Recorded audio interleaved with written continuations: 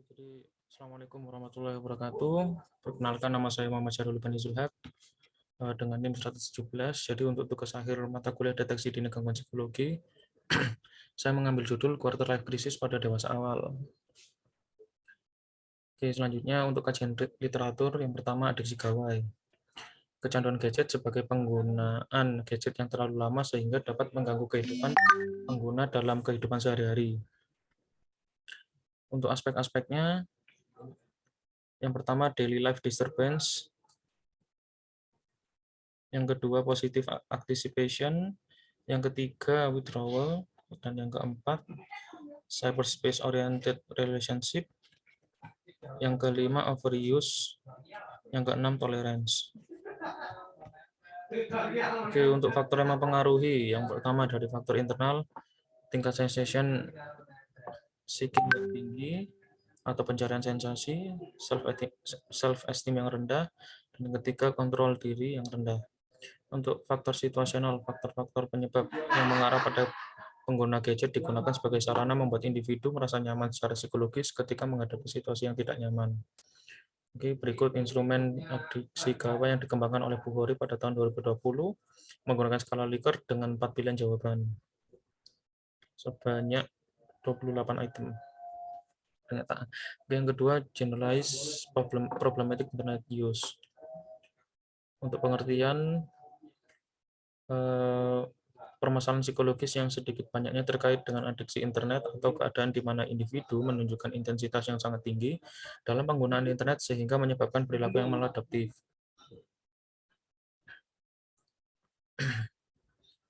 Untuk aspek-aspek atau dimensi, yang pertama, preference for online social interaction, yang kedua, mood regulation, yang ketiga, cognitive preoccupation, yang keempat, compulsive internet use, dan yang kelima, negative outcome.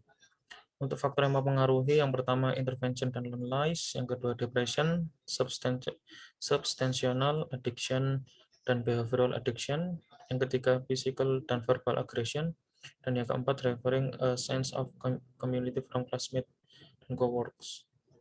Untuk instrumen yang dari problematic internet use itu telah diadaptasi ke bahasa Indonesia oleh Andang Sari dan Dewi pada tahun 2016 dalam Hakim tahun 2018, sama seperti tadi menggunakan skala Likert dengan 4 pilihan jawaban. Yang ketiga, fear of missing out. Ketakutan akan kehilangan momen berharga individu atau kelompok lain di mana individu tersebut tidak dapat hadir di dalamnya. Oke, untuk aspek-aspek atau dimensi dari fear of missing out, yang pertama, tidak terpenuhinya kebutuhan psikologis mengenai relatedness, tidak terpenuhinya kebutuhan psikologis akan dirinya.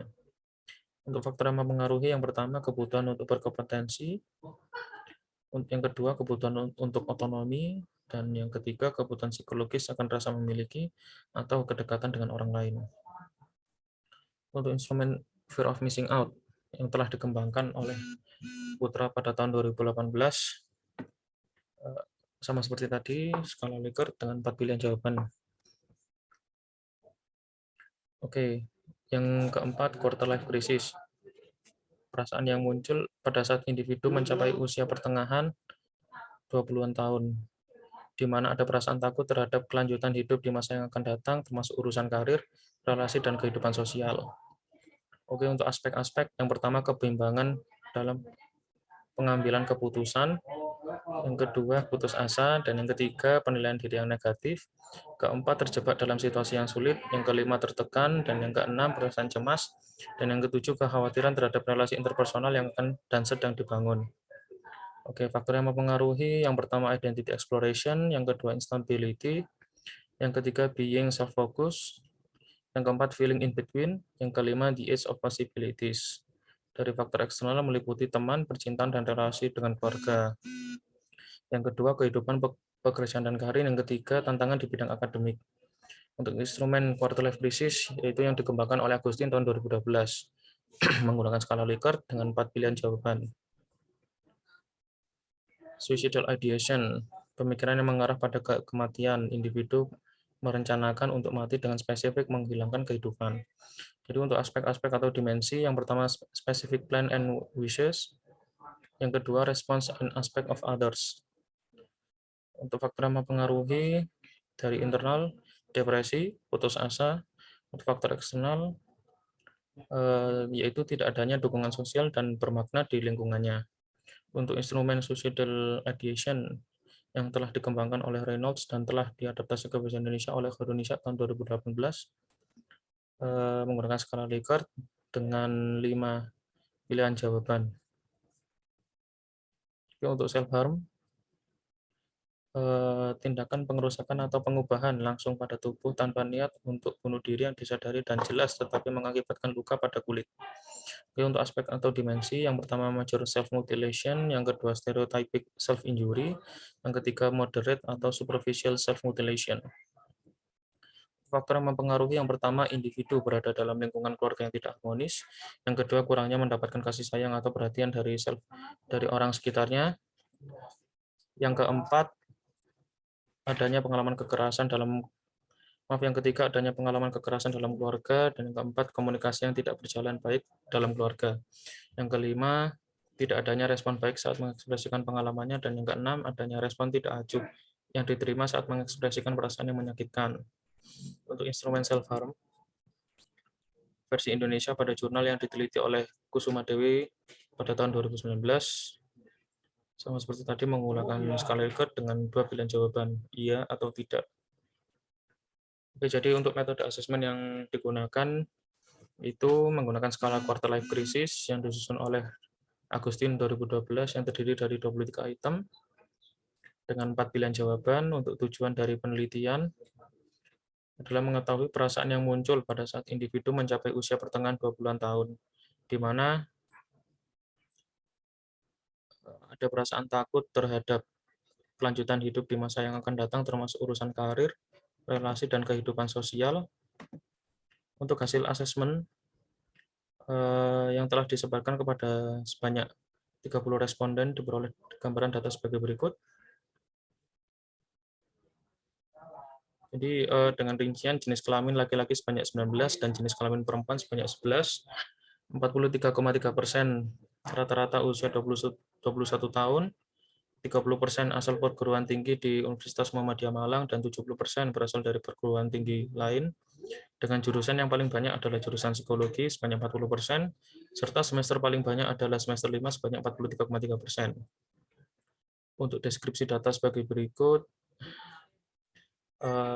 data yang diperoleh didapatkan hasil dari 30 responden dengan jumlah skor 1.571, rata-rata 2,27, dengan rincian kategori tinggi sebanyak 10 responden dan kategori rendah sebanyak 20 responden berdasarkan 4 pilihan jawaban menggunakan skala Likert.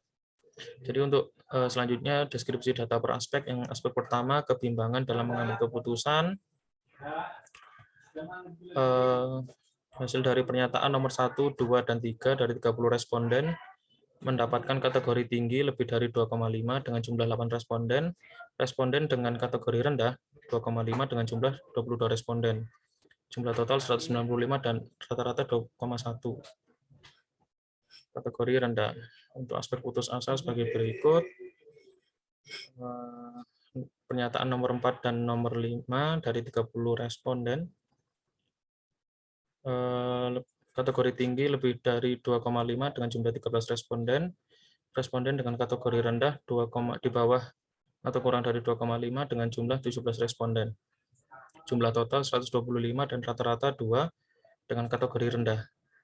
Untuk yang ketiga, aspek yang ketiga yaitu penilaian diri yang negatif.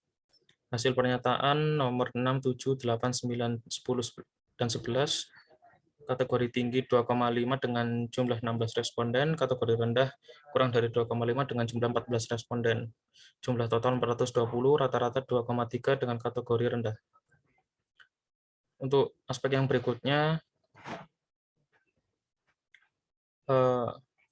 pernyataan nomor 12, 13, 14, kategori tinggi lebih dari 2,5, jumlah 18 responden, kategori rendah 12 responden, jumlah total 239 dan rata-rata 2,6 dengan kategori tinggi. Lalu aspek berikutnya yaitu cemas. Pernyataan nomor 15 dan 60, kategori tinggi 17 responden, kategori rendah 13 responden, jumlah total 148, rata-rata 2,4 dengan kategori rendah.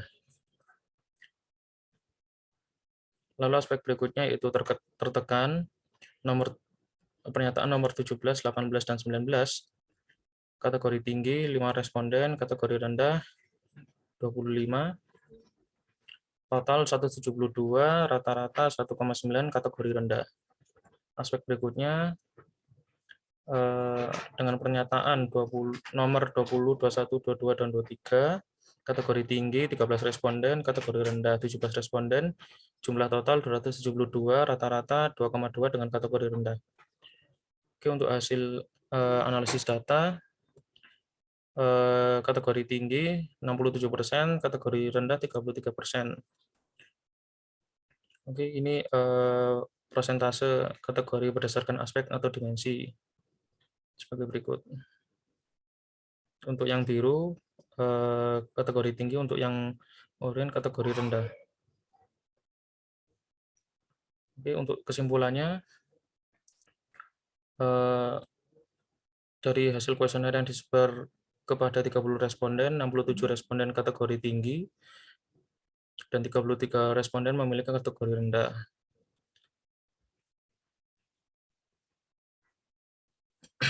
Untuk saran, individu diharapkan dapat terhindar dari perasaan yang muncul pada saat individu mencapai usia pertengahan 20-an tahun, di mana ada perasaan takut terhadap kelanjutan hidup di masa yang akan datang, termasuk urusan karir, relasi, dan kehidupan sosial.